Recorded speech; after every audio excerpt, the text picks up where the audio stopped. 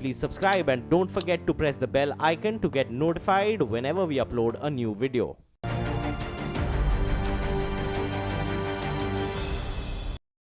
सबसे बड़ा दंगल पे सबसे बड़ी कवरेज चल रही है और इस वक्त की सबसे बड़ी खबर यह है जब तमाम लोगों की नजरें सुप्रीम कोर्ट पे लगी है। इस बीच प्रधानमंत्री नरेंद्र मोदी ने पूर्व प्रधानमंत्री और जनता दल सेक्युलर के सबसे बड़े नेता एचडी देवेगौड़ा साहब के जन्मदिन पर फोन करके उनको शुभकामनाएं दी हैं।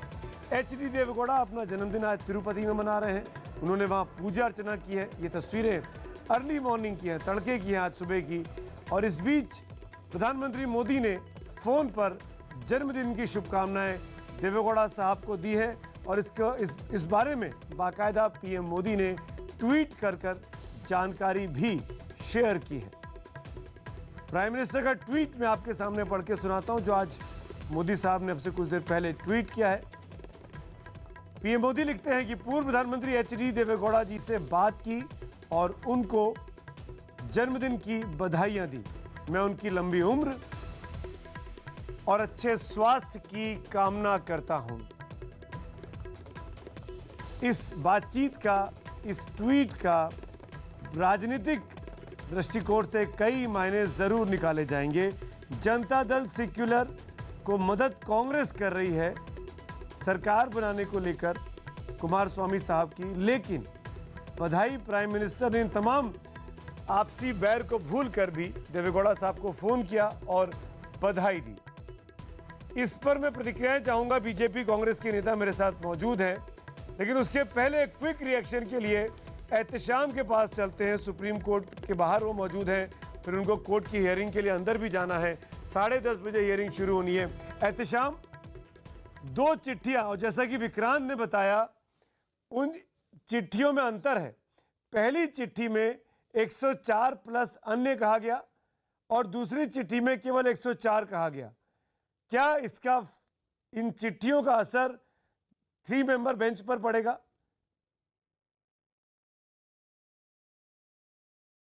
बिल्कुल सुमित, जो सबसे अहम पहलू है वो यही है कि उस चिट्ठी में क्या लिखा है। इसके पीछे सबसे बड़ा मकसद यही है सुप्रीम कोर्ट का, ये जानना कि जो जादुई आंकड़ा है, जो बहुमत का आंकड़ा है, वो बीजेपी के पास, वो येदियुरप्पा के पास है या नहीं है। और जिस तरह की खबरें अब आ रही है, हमारे संवाददाता विक्रांत ने बताया कि उस आंकड़े के बारे में बहुत ज़्यादा जिक्र नहीं है, तो फिर एक मुश्किल पैदा हो सकती है। लेकिन इसमें बीच का रास्ता निकाला जाएगा, क्योंकि जो सदन के पटल पर ही तय होता है कि बहुमत किस के पास है या नहीं है। और ये बात बीजेपी की तरफ से जब उठाई जाएगी तो कांग्रेस के पास एक ही विकल्प रह जाएगा कि वो मांग करे कि 1 से 2 दिन के अंदर बहुमत साबित करने का मौका दिया जाए येदियुरप्पा को, और उसमें दूध का दूध, पानी का पानी साफ हो जाएगा। तो सबकी नजरें अब सुप्रीम कोर्ट पर ही टिकी है, जहां पर कोई बीच का रास्ता यही निकल सकता है कि 1 से 2 दिन में जो सदन के पटल पर यह तय कर लिया जाए कि किसके पास बहुमत है या नहीं है। बिल्कुल, और हमने अतीत में भी देखा है जगदम्बिका पाल के केस में, उस वक्त भी टाइम को रिड्यूस करके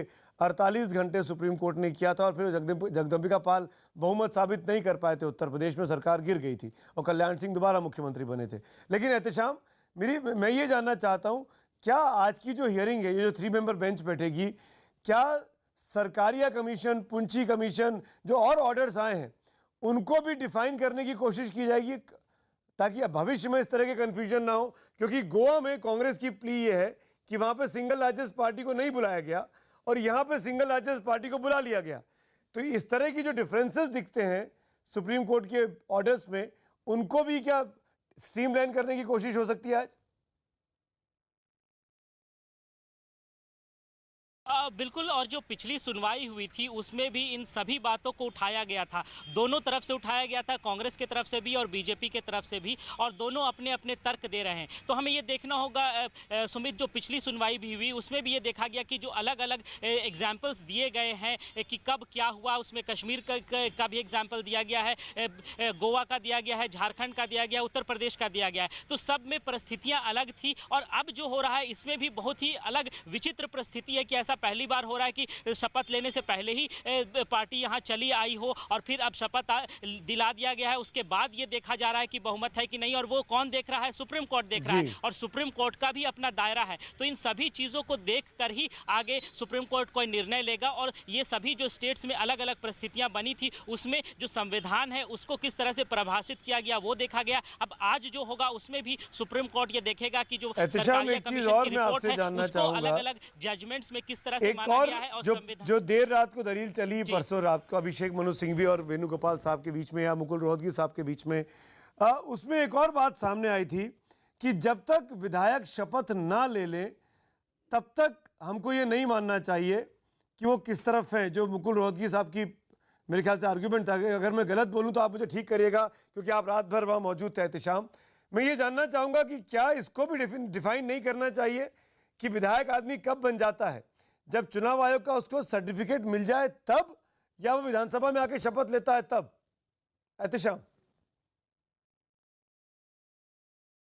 बिल्कुल बिल्कुल सुमित, इस पर चर्चा हुई थी और जस्टिस बोबडे ने ये बात भी उठाई थी कि कब हम माने कि वो एमएलए है या नहीं है, शपथ क्या पहले भी हो सकता है। ये सब सारी चीज़ें उस दिन डिस्कस हुई थी, लेकिन ये एक लंबी बहस है, लंबी लड़ाई है, जो कि शायद इस मामले में आगे इन सब चीज़ों पर क्लैरिटी होगी। कि जस्टिस बोबडे ने भी अटॉर्नी जनरल से यही पूछा था कि क्या हम सर्टिफिकेट जब इशू हो जाता है इलेक्शन कमीशन का तभी क्यों नहीं मान ले कि वो किस पार्टी का एमएलए है और वो एमएलए है या नहीं, और उसने जो साइन करके चिट्ठी दी है उसकी कितनी महत्वता होगी। तो ये सारी बातें शायद इस केस में आगे तय हो, लेकिन अभी फौरी तौर पर कोर्ट इस लंबी पेचीदगी में नहीं जाना चाहेगा। अभी सिर्फ ये देखना होगा कि जो शपथ दिलाई गई है उसके बाद जो बहुमत साबित करने का वक्फा है जो 15 दिन का है, क्या उसको कम किया जा सकता है। इसी पर आज ज्यादातर चर्चा होने की उम्मीद है। और शायद यही मेरे ख्याल से कांग्रेस और जेडीएस के लिए बड़ी जीत भी हो सकती है कि उस टाइम को 15 मिनट, बिल्कुल आ रहा है अभय दुबे आपके पास, उस टाइम पीरियड को 15 दिन से कम कर 2 दिन, 3 दिन, 5 दिन कर दिया जाए। तो शायद मेरे ख्याल से अभय दुबे, क्या आप लोग संतुष्ट होंगे उसके बाद अगर सुप्रीम कोर्ट उस टाइम पीरियड को कम करता है? देखिए मैं 2-3 चीजें यहां स्पष्ट रूप से रखना चाहता हूं। एक तो हमारे संविधान विशेषज्ञ और वाजपेयी जी ने, मैं नहीं जानता कैसे आर्टिकल 167 को बता दिया कि वो अपॉइंटमेंट ऑफ चीफ मिनिस्टर है। 167 तो ड्यूटीज ऑफ चीफ मिनिस्टर है। आर्टिकल 164 ये कहता है governor shall appoint the chief minister. एक बात। दूसरी बात मैं ये कहना चाहता हूं, देखिए सुप्रीम कोर्ट में फ्लोर टेस्ट का मुकदमा हमने डाला ही नहीं है। सुप्रीम कोर्ट को सिर्फ ये देखना है कि गवर्नर का इनविटेशन वैलिड है कि नहीं है। गवर्नर ने जिन ग्राउंड्स पर इनवाइट किया है, क्योंकि बीजेपी ने ये आर्गुमेंट दिया सरकार ने कि आर्टिकल 361 में कोई भी कोर्ट में गवर्नर आंसरेबल नहीं है, लेकिन नीचे उसमें यह लिखा है कि उनके निर्णय को रिव्यू किया जा सकता है। हमने ये तर्क दिया। अब उनके निर्णय को रिव्यू करने का प्रश्न है। बात सिर्फ इतनी सी है कि अगर वो अपने पत्र में कहते हैं कि मेजॉरिटी एंजॉय नहीं करते हैं, हम वो कहते हैं कि 104 विधायक हैं, तो सुप्रीम कोर्ट उस पर कुछ निर्णय देगा, हम ऐसी अपेक्षा रखते हैं। देखिए जब बार बार कोर्ट करते हैं, मणिपुर में क्या था, मणिपुर में हम सिर्फ 3 विधायकों की कमी थी, लेकिन हमने एनपीपी का पत्र एनपीपी ने लगाया था गवर्नर के पास कि हम अब कांग्रेस को समर्थन कर रहे हैं और इस प्रकार मेजॉरिटी होती है। तो अगर क्लेम भी करते हैं, वैसे तो क्लेम करने का आर्टिकल 164 में कोई प्रोविजन ही नहीं है, लेकिन क्लेम किया जाता है तो आपको बताना होता है उसमें कि मेजॉरिटी है। तो ये बिल्कुल पारदर्शी बातें हैं, इसमें कहीं कोई गुंजाइश नहीं है। मुझको आश्चर्य होता है, लगातार बीजेपी ये डिबेट कर रही है कि कांग्रेस के कितने विधायक टूट जाएंगे, जेडीएस के। अरे ये लेजिटिमेट अफेयर है क्या तोड़ लेना? ये असंवैधानिक है, तोड़ने की बात करना भी असंवैधानिक है। इसलिए यह कहना कि कितने टूट जाएंगे, कितने कमजोर हैं, अगर है भी तो वो विधि सम्मत नहीं है, वो वैधानिक नहीं है। दिक्कत तो वही है ना अभय भाई, बहुमत के साथ अभय भाई दिक्कत वही है कि विधि सम्मत चीजें हो कहां रही हैं। विधि सम्मत चीजें अगर होती तो ये पोस्ट पोल अलायंस भी डिफिनेशन के साथ होता कि ये मेरा प्रोग्राम है, हम इस दिशा में आगे बढ़ना चाहते हैं। बगैर किसी मीटिंग के 2 फोन कॉल पे ये पोस्ट पोल अलायंस बन जाता है 15 मिनट के भीतर। आधे घंटे में आप लोग राज्यपाल से मिलने की पैरवी वकालत शुरू कर देते हैं। सुमित भाई एक बड़ा पेच है, एक बड़ा बहुत जरूरी आप ये बात बिल्कुल जायज है कि विधायक खरीदे गए, खरीद फरोख्त हो रही है, हॉर्स ट्रेडिंग हो रही है, इस तरह की बातें करना नाजायज है, इस तरह की बातें गलत है, नहीं होनी चाहिए। सबका अपना अपना विवेक है। जिससे कांग्रेस पार्टी और जेडीएस का विवेक था आपस में एक हो जाना 5 साल तक विरोध करने के बावजूद भी, तो क्या ये राज्यपाल का विवेक नहीं है कि वो ये तय करे कि स्थायित्व कौन देगा? अबे जी से एक सवाल पूछूं मैं, मेरा ये पूछना है अबे जी से कि आपने कांग्रेस पार्टी का लेजिस्लेटिव का लीडर चुने बिना कैसे समर्थन दे सकते हो आप किसी पार्टी को? अबे जी नवीन कुमार आपसे पूछ रहे हैं। अबे जी आप जवाब देंगे क्या? आपने विधायक दल का कांग्रेस का नेता चुना नहीं और आपने समर्थन दे दिया जेडीएस को, क्योंकि सेंटर पार्टी से चला विधायक देंगे समर्थन। अरे ये तो आपने कौन सा कानून पढ़ा है? आप कौन सा कानून देश को समझाना चाहते हैं? आप हर चीज अपने हिसाब से चलाएंगे। मेरे दोस्त, आपने कांग्रेस को कर्नाटका में नकार दिया गया, जेडीएस ने सिद्धारमैया को हराया, उसके बाद आप कहते हैं मैं दूंगा समर्थन। और कोई छोटी पॉलिटिकल पार्टी और बड़ी को सरकार बनाने का न्योता समर्थन दे आप, और बड़ी पार्टी पीछे से समर्थन दे, आज तक के इतिहास में बता दीजिए कि वो क्या स्थायी सरकार दे पाया क्या? आपने किसी गरीब पार्टी का आदमी को मुख्यमंत्री या प्रधानमंत्री के पद पर 5 वर्ष तक समर्थन दिया क्या? कभी नहीं दिया आपने। आप गलत प्रकार की राजनीति करते हैं। आपने लगातार लोकतंत्र की हत्या करी है और हत्या करने के बाद अब जो है आप लोकतंत्र के दुहाई दे रहे हैं। आप किस तरह की बातें कर रहे हैं? आप अपने हिसाब से कानून बनाएंगे और जनता को वही पेंट करेंगे। देश की जनता ने आपको नकार दिया, इनको मानना चाहिए। आपको विपक्ष में रहकर के विपक्ष की भूमिका तय करनी चाहिए थी, न कि सत्ता के लिए भागना चाहिए था। क्यों भागना चाहते हैं आप? इसलिए भागना चाहते हैं कि कर्नाटक का देश की जीडीपी में 11% का हक है, यही करना चाहते हैं आप। तो लोकतंत्र की हत्या करते रहे लगातार, आप हमसे कह रहे हैं और अभी भी वही कर रहे हैं। अगर आपने कहा कि सुप्रीम कोर्ट में आपने नहीं मांगा समय कम किया जाए, गवर्नर के चिट्ठियों के ऊपर अगर आप बात करना चाहते हैं तो मान लीजिए गवर्नर ने भाजपा के दोनों पत्रों को सही दिया है, उसके आधार पर आपका सुप्रीम कोर्ट में केस खत्म हो जाता है, आपका अधिकार ही खत्म हो जाता है, नहीं बचता आपका अधिकार। फिर आप कहीं नहीं है। सरकार आप अपने विधायकों को कहते हैं कि वो चोरी करते हैं, वो जो है बिक सकते हैं, वो बिकाऊ है, लिए भाग रहे हैं। अब वो कैसे जनप्रतिनिधि है? नवीन जी पूछिए, मुझे बताइए कैसे जनप्रतिनिधि है जिसको आपने मजदूर बना के रखा? नवीन जी देखिए 2-3 चीजें ऑन रिकॉर्ड आई हैं बीते 24 घंटे में, 48 घंटे में, वो आपको भी माननी चाहिए। 104 पे आपकी गाड़ी रुक गई है, ठीक है। आपके पास बहुमत नहीं है। जब बहुमत नहीं है तो कैसे सरकार बना लेंगे आप? आपके पक्ष में एक भी गैर भाजपाई आदमी नहीं आया जो ये कहे कि हम बीजेपी को समर्थन देने को तैयार हैं। एक बयान दिखा दीजिए मुझे। मैं आपके चिट्ठी दूर की बात है, ठीक है, बयान सुना दीजिए मुझे। पहली बात, एक इंडिपेंडेंट आपके साथ आया था, कल वो धरने में बैठ गया गुलाम नबी आजाद के साथ। बात सुन लीजिए, वो सर साहब कांग्रेस क्या कर रही है देश जान रहा है। मुझे एक बात बताइए, 117 लोगों की बात कांग्रेस और जेडीएस कर रही है, बात ही कर रही है। क्या उसने 117 विधायकों के सिग्नेचर करा के दिए हैं क्या समर्थन? भाई उन पार्टी के नेताओं का दावा तो है। किस पार्टी के नेता की बात कर रहे हैं? उन पार्टी के नेताओं का दावा तो है वो कि कुमार स्वामी के साथ 38 लोग हैं, जेडीएस के, कांग्रेस के साथ 78 लोग हैं। मान लिया मैंने बात। जेडीएस के नेता जो चुनकर के आए हैं, जिन्होंने कांग्रेस के खिलाफ चुनाव लड़ा है, वो कहते हैं चाहे कुछ हो जाए हम कांग्रेस को समर्थन नहीं करेंगे। किसने बोला है आपसे? बताइए मेरी बात आपने सुन लीजिए, मैं जवाब, अरे मैं जवाब देता हूं ना भाई, सुन लीजिए। और कांग्रेस ने, बीजेपी ने 104 के सिग्नेचर दिए, ये इल्जाम कुमार स्वामी भी लगा रहे हैं। मैं क्या कह रहा हूं, कांग्रेस के लोग कहते हैं कि हम जेडीएस के साथ नहीं जाएंगे, जेडीएस को हमने हराया, जेडीएस से हमारी परंपरागत दुश्मनी है। ये कांग्रेस और जेडीएस में प्रतिद्वंद है, हमारे बीच में नहीं है। और वो लोग क्यों आज कांग्रेस सिग्नेचर नहीं दे रहे, आप उनके सिग्नेचर मांग रहे हैं? हम थोड़ी कैसे भाई, सुप्रीम कोर्ट आपके सिग्नेचर देखना चाहता है, मुख्यमंत्री आपका बनाए। हमने तो 117 की बात ही नहीं करी। देवाशीष मुख्यमंत्री भी अपॉइंट कर दिया अपना। देखिए लेटर में लिखा है 104 प्लस अदर्स, इतना लेम डेफिनेशन है। यही होता है पुराने इतिहास में, है ना, सब राज्यों में यही है।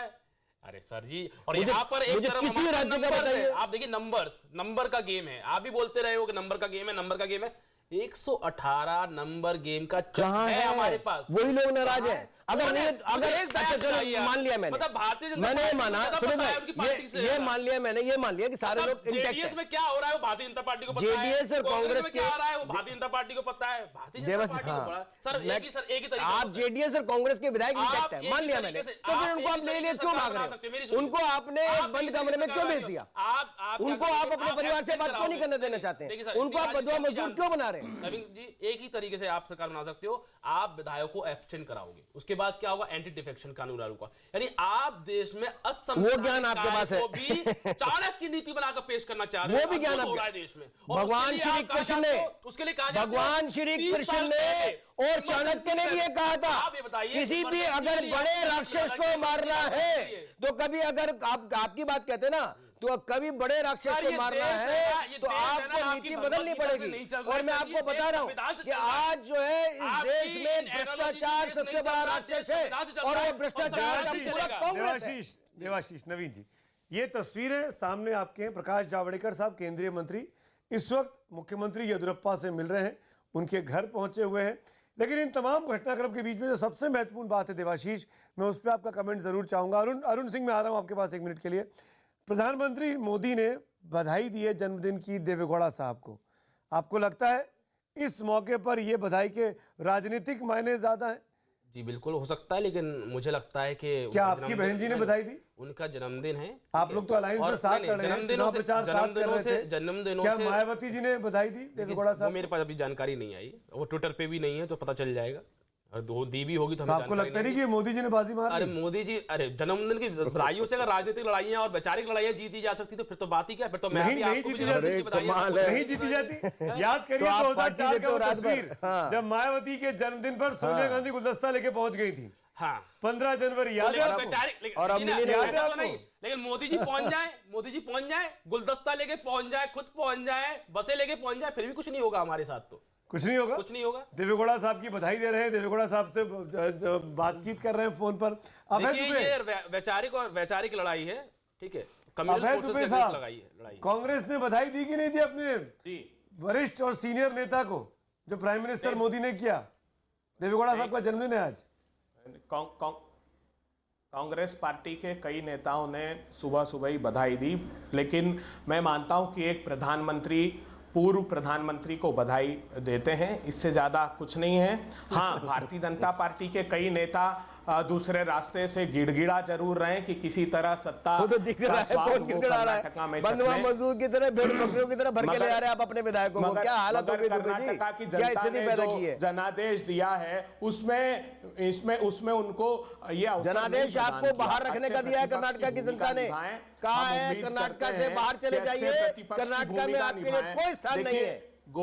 गोवा में आपने दावा पेश नहीं किया, तब सरकार बनी, दावा पेश नहीं किया। और ये आपके ही वकील सुप्रीम कोर्ट जाकर के गए थे, वकील बेंच के अंदर फैसला हुआ था, उन्होंने कहा था कि सही कहा संविधान के अनुसार काम किया राज्यपाल ने। थोड़ा सा विनम्रता रखिए और देश अभी आधा घंटा और है, प्रतिशत आपको मिला। आधा घंटा और है। सुप्रीम कोर्ट किसके पारे में गेंद डालेगा नहीं अभय दुबे जानते, ना नवीन कुमार जानते। मेरे ख्याल से राजनीतिक बहस जो है वो 10:30 के फैसले के बाद करें तो ज्यादा बेहतर होगा। हम एक स्पॉट से रिपोर्ट लेते हैं। मेरे साथ मेरे सहयोगी अरुण खड़े हुए हैं। कांग्रेस का लोकतंत्र बचाओ दिवस भी है आज। कांग्रेस के लोग देश भर में आज मार्च निकाल रहे हैं, राजभवन के दौरे करने वाले हैं। गुलाम नबी आजाद भी वहां प्रोटेस्ट करने वाले हैं बेंगलुरु में, जहां से इस वक्त अरुण सिंह खड़े। अरुण, क्या कांग्रेस को लगता है कि इस लोकतंत्र बचाओ की मुहिम के जरिए वो बीजेपी के खिलाफ मोमेंटम को भुना पाएगी? क्योंकि कर्नाटक में तो नहीं हुआ, पार्टी सत्ता में रहकर भी हार गई। देखिए सुमित जी, जहां तक कांग्रेस पार्टी का सवाल है, तो उनसे जब ये लगातार सवाल पूछा जा रहा है कि सुप्रीम कोर्ट में जब मामला चल रहा है तो आप सड़क पर क्यों हैं, तो उन्होंने बहुत ही साधारण सा जवाब दिया कि एक राजनीतिक दल और क्या कर सकता है, वो कानून का सहारा लेगा, सुप्रीम कोर्ट जाएगा, वो सड़क पर जाएगा, जनता के बीच जाएगा, राज्यपाल से मिलेगा, राष्ट्रपति से मिलेगा, ज्ञापन देगा, धरना करेगा और प्रदर्शन करेगा। लेकिन जो बेंगलोर में सुमित जी, मैंने तमाम जो लीगल एक्सपर्ट हैं उनसे और नेताओं से बात की, तो एक बात साफ नजर आई, कॉमन बात उनका यह कहना था कि राज्यपाल के स्वविवेक को कोई दूसरा प्रभावित करे तो उनका स्वविवेक कैसे होगा, तो उसको चैलेंज करना कहां तक जायज है। विवेक, स्वविवेक तो वही होता है जो किसी से प्रभावित ना हो। दूसरी बात, सुप्रीम कोर्ट में बीजेपी ने 104+ की जो बात कही है, सुप्रीम कोर्ट पहले ही ऐसे एज्यूम कैसे कर सकता है कि 104+ उनके पास नहीं है। और तीसरी बात, जो विधायक दस्तखत करा के कांग्रेस या जेडीएस उनको देगी, सुप्रीम कोर्ट किस मशीनरी से ये पता करेगी कि ये सारे दस्तखत सही हैं, ये सारे लोग उनके साथ हैं, आखिर तक रहेंगे या नहीं रहेंगे। तो इन दाव पेचों के बीच जो लब्बो लुबाब ये समझ में आया, जो यहाँ के लोगों का मानना है कि सुप्रीम कोर्ट हो सकता है कि जो 15 दिन का समय दिया है बहुमत साबित करने के लिए, उसको 24 घंटे, 48 घंटे या 72 घंटे कर दे। जो येदियुरप्पा की शपथ हुई है उस पर खतरा सुप्रीम कोर्ट ने कहा था कि उसको दोबारा देख भी सकते हैं, लेकिन यहाँ जो लीगल एक्सपर्ट हैं या संविधान के विशेषज्ञ हैं उनका कहना है कि जी अरुण मैं लौटता हूं, कुछ टेक्निकल प्रॉब्लम आ गई, लेकिन योगेश जी ये बात जो अरुण सिंह कह रहे थे अति महत्वपूर्ण है। मैं इस पर आपके साथ एक कोई कमेंट लेना चाहता हूं। योगेश जी अब क्या ये संभव है, जो बात विधायकों की सूची की और नंबर की बातें हो रही हैं, मैं अपनी समझ से पूछ रहा हूं और आप गलत हूं तो आप मुझे करेक्ट करिएगा, कि जो भी कुछ शक्ति परीक्षण होगा वो तो विधानसभा के पटल पर ही होगा। सुप्रीम कोर्ट तो सिर्फ इतना सेटिस्फाई होना चाहेगा कि थ्री मेंबर बेंच, कि क्या जिस तरीके से बुलाया गया, शपथ दिलाई गई, क्या वो संवैधानिक था या नहीं था। एम आई राइट? देखिए, जहां तक शपथ की बात है, ये तो सुप्रीम कोर्ट की अनुमति से ही दी गई है शपथ, तो ये असंवैधानिक नहीं है। दूसरी बात ये है कि हर जगह यही निर्णय सुप्रीम कोर्ट के भी विचार रहा है कि ultimate test floor of the house पर होना चाहिए। तो चाहे सुप्रीम कोर्ट इसको कैसे कहेगी कि नहीं, इस दूसरे आदमी को चीफ मिनिस्टर बनाइए, ये फ्लोर ऑफ द हाउस में टेस्ट हो जाएगा, और जब फ्लोर ऑफ द हाउस में टेस्ट होके ये साबित हो जाएगा कि इनकी मेजॉरिटी है या नहीं, तब गवर्नर जो है कोएलिशन हो या पोस्ट पोल कोएलिशन हो, जिसको भी है वो बुलाना चाहेगा और उनसे कहेगा कि मेजॉरिटी अपने प्रूफ करिए। परंतु floor of the house is the secret test of democracy, और वही रहना चाहिए। बिल्कुल। तो जैसे हमने देखा था नवीन कुमार जी, 1996 में वाजपेयी जी के पास नंबर नहीं थे, 13 दिन की सरकार बनी, नंबर नहीं थे, वाजपेयी जी को इस्तीफा देना पड़ा, और फिर वहाँ पर सरकारें बनी इंद्र कुमार गुजराल की और देवेगौड़ा साहब की। मैं ये कहना चाहता हूँ, मैं ये आपसे पूछना चाहता हूँ, क्या आपको लगता नहीं है कि बीजेपी को जब तक नंबर उसके खाते में नहीं होने चाहिए थे, जब तक वो 111 को संतुष्ट नहीं हो जाती, तब तक क्लेम नहीं करना चाहिए था? आप 104 पर अटके हैं। सुमित भाई, सबसे पहली बात ये है कि जब 13 दिन की वाजपेयी जी की सरकार की बात कर रहे हैं, उसका फैसला फ्लोर पे ही हुआ था। हाँ बिल्कुल, और एक वोट से हम सरकार में देखिए उस वक्त मैं आपको बताऊं, बीजेपी की सरकार पहली बार केंद्र में बन रही थी, तो बीजेपी को इतिहास में जाना था कि हमारे प्रधानमंत्री इस देश ने देखा, वो अलग चीज है। पर यहाँ ऐसा नहीं है। ऐसा नहीं है। भाजपा केवल इतिहास में नाम दर्ज कराने के लिए काम नहीं कर रही है, भाजपा देश की सेवा के लिए काम कर रही है। दूसरी बात मैं कहना चाहता हूँ कि आपने कहा कि सिंगल लार्जेस्ट पार्टी होने के नाते हम गए थे वहां पे, उसके बाद कांग्रेस ने समर्थन दिया, इंद्र कुमार गुजराल, देवगौड़ा, चंद्रशेखर, ये 3 प्रधानमंत्री। चंद्रशेखर तो पहले थे, हाँ। चलो इन दोनों को प्रधानमंत्रियों को देखा, लेकिन 5 साल किसी को कांग्रेस से नहीं चलने दिया, स्थायी सरकार नहीं दी, चुनाव के लिए जनता को फिर जाना पड़ा, देश में नुकसान हुआ, करोड़ों खरबों रुपयों का नुकसान हुआ, और घोटाले हुए कांग्रेस ने जो किए उसकी आड़ में उसका जो दोहन किया वो अलग था। योगेन जी, इस पॉइंट से एक बात याद आती है योगेन जी, जब बेंच बैठती है, फैसला करेगी, तो क्या वो जनमत किसके साथ है, जनमत का कौन सम्मान कर रहा है, इस दृष्टिकोण से भी देखती है। कर्नाटक में कांग्रेस ने सरकार हारी है, कर्नाटक में कांग्रेस की संख्या कम हुई है, क्या इस फैसले का असर भी सुप्रीम कोर्ट के जजेस पर पड़ता है या नहीं? नहीं, सुप्रीम कोर्ट के जजेस पर इसका असर नहीं पड़ेगा।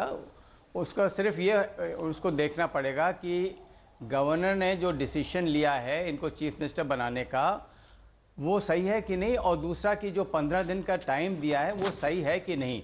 जहाँ तक 15 दिन का टाइम है, ये मैं समझता हूँ कि सुप्रीम कोर्ट इंटरवीन करके कह सकती कि नहीं, आप 7 दिन में करिए, 5 दिन में करिए, क्योंकि देखिए टाइम भी लगता है। पहले प्रोटेम स्पीकर बनाए जाएंगे, वो ओथ लेंगे और देंगे, फिर सबको ओथ देंगे। ओथ टेकिंग के बाद आपका जो है स्पीकर इलेक्ट होगा, एक नया स्पीकर इलेक्ट होगा, जिसके अधीनस्थ ये पूरा वोट ऑफ कॉन्फिडेंस या नो कॉन्फिडेंस लाया जाएगा। तो ये सब टाइम लगता है इन चीज़ों में करने का, एकदम नहीं हो जाती हैं। तो अगर 7 दिन दे दें, 6 दिन दे दें, तब भी ठीक है, पर फ्लोर ऑफ द हाउस में ही टेस्ट होना चाहिए। और सुप्रीम कोर्ट के ऊपर ये असर नहीं पड़ना चाहिए कि कांग्रेस हारी जीती क्या है।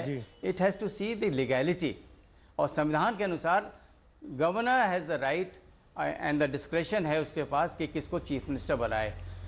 और गवर्नर को बस सेटिस्फैक्शन होना चाहिए, क्योंकि ऐसा होता है कि बहुत सी कभी कभी ऐसा भी होता है कि दूसरे आउटसाइड पार्टीज ने समर्थन दिया किसी को और फिर फ्लोर ऑफ द हाउस में विद्रॉ कर लिया।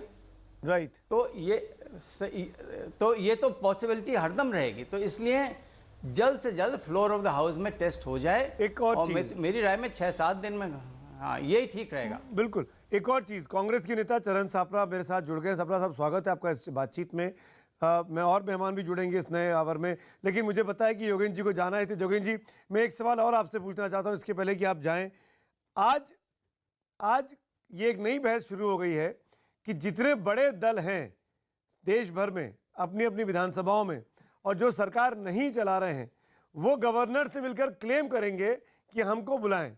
उदाहरण के लिए बिहार में तेजस्वी यादव मिलने वाले हैं, गोवा में कांग्रेस के नेतृत्व के लोग मिलने वाले हैं, मणिपुर में सिंह साहब मिलने वाले हैं, वहाँ के जो कांग्रेस के नेता हैं सीएलपी पार्टी के। क्या ये जायज़ है कि गवर्नर एक जो सरकार चल रही है उनको भूल जाए और सबसे बड़े दल को बुलाए, या इन दलों को सदन के अंदर अविश्वास प्रस्ताव लेके आना पड़ेगा? वो प्रोसेस क्या है? जो सुप्रीम कोर्ट के निर्णय हुए हैं वो यही है कि गवर्नर को कोई हक नहीं होगा कि जो इलेक्टेड चीफ मिनिस्टर है उसको हटाया जाए। वो इन सब पार्टी से कहेगा कि आप अपना वोट ऑफ नो कॉन्फिडेंस लाइए, और वोट ऑफ, या अगर आप बनाना चाहते हैं तो अपने लिए वोट ऑफ कॉन्फिडेंस लाइए, और तभी ये चीफ मिनिस्टर हट सकते हैं जी। तो क्रिटिकल टेस्ट है फ्लोर ऑफ द हाउस पर। राइट। गवर्नर को कोई इलेक्टेड चीफ मिनिस्टर को हटाने का कोई हक नहीं है। Right. It has to be tested on the floor of the house. Right. ये है बहुत इंपॉर्टेंट बात की। Thank you so much Yogendra ji, अपनी बातों से दर्शकों का भी और हम सबका ज्ञानवर्धन करने के लिए। चरण सिंह सापरा, मैं एक क्विक कमेंट आपका चाहूँगा। और अब हमारे साथ इस डिबेट में रामकृपाल सिंह, देश के जाने माने वरिष्ठ पत्रकार, और शेष नारायण सिंह जी भी इस डिबेट में मेरे साथ जुड़ चुके हैं। आप दोनों का हम स्वागत करते हैं, शेष जी और रामकृपाल जी। लेकिन सापरा साहब, मैं आपसे पूछना चाहता हूं, मैं आपसे जानना चाहता हूं कि ये टाइम पास वाली राजनीति क्यों कर रहे हैं? क्यों गवर्नर के पास जा रहे हैं? सदन में जाइए, चाहे गोवा हो चाहे बिहार हो, अविश्वास प्रस्ताव लाइए और उन मुख्यमंत्री को गिरा दीजिए, चाहे पर्रिकर साहब हो चाहे नीतीश कुमार हो। साफ साफ सुना आपने कॉन्स्टिट्यूशनल एक्सपर्ट की राय। देखिए सुमित जी, हम ये बात जनता के सामने ला रहे हैं कि भाई एक राज्य है, एक देश में दो मापदंड कैसे हो सकते हैं। अभी कुछ ही महीने पहले या एक आध साल पहले आपने गोवा, मणिपुर, मेघालय, नागालैंड भी इसी तरह से आपने पोस्ट पोल अलायंस मेजॉरिटी को प्राथमिकता दी है, आपने लार्जेस्ट पार्टी को प्राथमिकता नहीं दी है। अचानक कर्नाटका आने पे आप लार्जेस्ट पार्टी को प्राथमिकता दे रहे हैं, तो दोहरे मापदंड क्यों, ये विषय है। अब उसको तो लेकर के आपको लगता है ये लड़ाई राजनीतिक ज्यादा है, आप संवैधानिक लड़ाई नहीं लड़ रहे हैं, राजनीतिक तौर पर बीजेपी को घेरना चाहते हैं। देखिए संविधान की हत्या तो हो चुकी है, डेमोक्रेसी की हत्या हो चुकी है। भारतीय जनता पार्टी की सत्ता 2014 से जब से आई है तब देख रहे हैं कि दोहरे मापदंड हैं, और जो पार्टी भ्रष्टाचार मिटाने की बात करती है वो भ्रष्टाचार को बढ़ावा दे रही है। अगर आपके पास 104 के बाद कुछ नहीं है और फिर भी आप सरकार बनाना चाह रहे हो तो आप हॉर्स ट्रेडिंग करोगे, तो ये गिर जाएगी, पैसा चलाओगे, आप सत्ता बल, बाहुबल, धनबल का उपयोग करोगे ना, तो सदन में गिर जाएगी। जैसे वाजपेयी जी की सरकार गिर गई थी 13 दिन की, पर फिर बन गई थी नई सरकार। पर सुमित जी आपके सपोर्ट से यहां भी आप बना लीजिए। देखिए आयरॉनिक सिचुएशन ये है कि येडियुरप्पा जी ने मांगे थे 7 दिन, लेकिन महामहिम राज्यपाल इतने दयावान हैं कि उन्होंने 15 दिन कर दिए। अब ये 15 दिन क्यों किए हैं? ये हॉर्स ट्रेडिंग के लिए किए गए हैं ना, कि आप खरीद फिरोख कर सको। मतलब जो पार्टी भ्रष्टाचार मिटाने की बात कर रही है वो 100 करोड़ में एमएलए खरीद रही है, उसके रेड्डी ब्रदर थैले लेके रेडी बैठे हुए हैं कि भाई हाँ भाई आइए हम आपको खरीदेंगे, इस तरह से। तो ये कहीं ना कहीं अपने विधायकों पे भरोसा नहीं है, हत्या हो रही है और खुलेआम हो रही है। आपको अपने विधायकों पे भरोसा नहीं कि वो लालच में आ जाएंगे? हमको विधायकों पे पूरा भरोसा है, लेकिन जब हम मॉन्स्टर जैसे इंग्लिश में कहते हैं ना, उनसे जब लड़ने जा रहे हैं तो देखिए हमको सावधान रहने की जरूरत है। हमने हमेशा देखा है कि इस तरह से भारतीय जनता पार्टी, अहमद पटेल जी का जब चुनाव हुआ, अहमद पटेल जी का चुनाव जब हुआ राज्यसभा का, तब अच्छे इन्होंने लोग हैं कोशिश आपकी नहीं पार्टी किया में, क्या? आपके अच्छे ईमानदार विधायक चुन के आते हैं, तो उनको तो डरना ही नहीं चाहिए।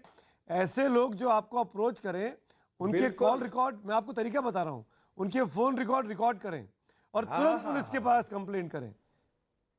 नहीं आई पुलिस तो सुप्रीम कोर्ट में लेके आए उसको। देखिए जब राज्यसभा, आपके पास बड़े बड़े वकीलों की फौज तैयार है, राज्यसभा, सिंघवी साहब से लेकर सिब्बल साहब से लेकर चिदम्बरम जब साहब तक। गुजरात, तो मुझे लगता नहीं कि इससे आप लोग का हौसला डिगेगा। गुजरात के, आप तो ईमानदार लोग हैं, जब आप तो गुजरात लोगों की के कमर तोड़ सकते राज्यसभा हैं चाहे तो। गुजरात के राज्यसभा के चुनाव में जब खरीद फिरोख हुई थी, जब हमारे एमएलएज ने ओपनली आकर के गुजरात में टेलीविजन चैनलों पर बोला था, कंप्लेन भी करी थी, उसके बाद क्या हुआ भाई? जहां पर सत्ता ही इनकी है, जहां पर कहते रक्षक ही भक्षक हो जाए, तो उसमें किसकी सुनी जाएगी? ये अंधेर नगरी चल रही है सुमित जी। आप इसको किसी पे भरोसा ही नहीं है। मत करिए। मैं अभी इतना आप आपसे भी गोवा विनती के मामले करना में सुप्रीम चाहूंगा। कोर्ट पे सवाल खड़े कर रहे थे, अब आप खुदा ना खास्ता अभी आधे घंटे के बाद इधर फैसला उल्टा आ जाएगा, तो मुझे पूरा शक है कि आप इसमें भी फिर सवाल पे फैसला खड़ा कर देंगे। नहीं क्या? देखिए जब आप चुनाव हार जाते हैं तो ईवीएम खराब हो जाती है, जब सरकार बन जाती है तो ईवीएम ठीक हो जाती है। आज हमारे पास जब चुनाव आयोग आपके विधायकों को सर्टिफिकेट दे देता है तो आपको लगता है आप सरकार बना सकते हैं, तब ईवीएम ठीक है। ये कॉन्ट्रडिक्शंस क्यों है इतने सारे? सुमित जी हमारे पास में 117 एमएलए हैं, लेकिन हमारे पास गवर्नर नहीं है। यही दुर्भाग्य है। और ये जिसके पास गवर्नर है वो किस तरह से चला रही है आप सबने देखा है। इस पे बार बार हम चर्चा 3 दिन से कर रहे हैं। आप चाहते हैं कि वही चीजें रिपीट करूं मैं फिर से? देखिए सवाल ये है कि कहीं ना कहीं लोकतंत्र की हत्या हो रही, दोहरे मापदंड इस्तेमाल किए जा रहे हैं।